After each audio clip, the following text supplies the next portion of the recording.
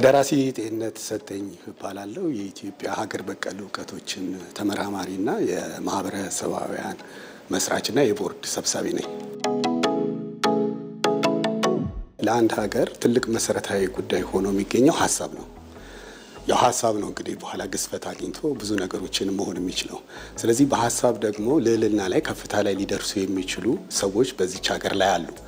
እንደነዚህ አይነት ሀሳብ ታላላቅ ሀሳብ ወደ ተግባር ሊተሸጋገር የሚችል ታላላቅ ሀሳብ ያሏቸውን ሰዎች በአንድ ማህበር ውስጥ በማሰባሰብና ውጤታማ የሆነ ነገር ለሀገር ወደሚጠቅም ደረጃ ላይ ለማምጣት የሚያስችልበትን መስመር ለመዘርጋት ብለን ነው ማህበረሰባውያን ሲቪክ ማህበር ያቋቋም ነው።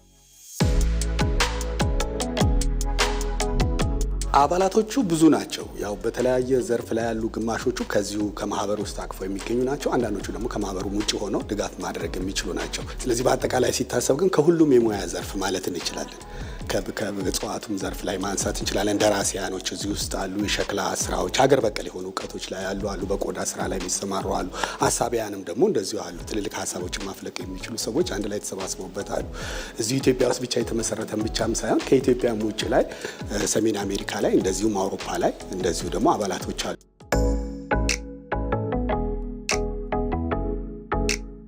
አንዱ ትልቅ መሰረታዊ ጉዳይ እኛ የምናሰምረው ነገር ሀሳብን ብቻ ሳይሆን ሀሳብ ወደ ተግባር ሊተረጎም የሚችል መሆን አለበት የሚል ጠንከር ያለ አቋም አለን። ማህበሩ የሚያደርጋቸው ነገሮች ምንድነው? ሀሳብ ያላቸውን ሰዎች ወደ ንድፍ እንዲያመጡት፣ ከተቻለ ደግሞ ንድፉን ደግሞ ወደ ተግባር ማምጣት እንዲችሉ።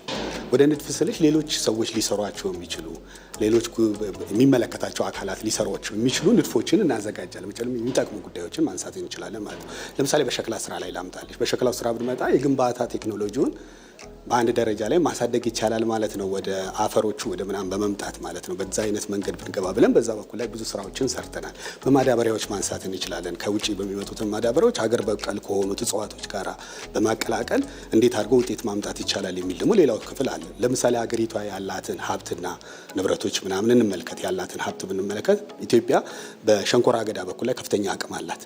ስለዚህ ይሄንን የሸንኮራ አገዳም ወደ ከፍታ ማምጣት የሚቻልበት መንገድ እንዴት ነው የሚለውን ደግሞ ማምጣት ያስፈልጋል ማለት ነው። ብዙ ሀሳቦች አሉ ከኛ ጋር ወጥተው ተግባራዊ ለማድረግ የሞከርንባቸው መንገዶች አሉ። አንደኛው ይሄ አሁን ያልኩሽን የዚህ የሸንኮራውን ጉዳይ ነው። ትልቁ ነገር ግን ያለው ሸንኮራ ውስጥ መድኃኒትነቱ ነው።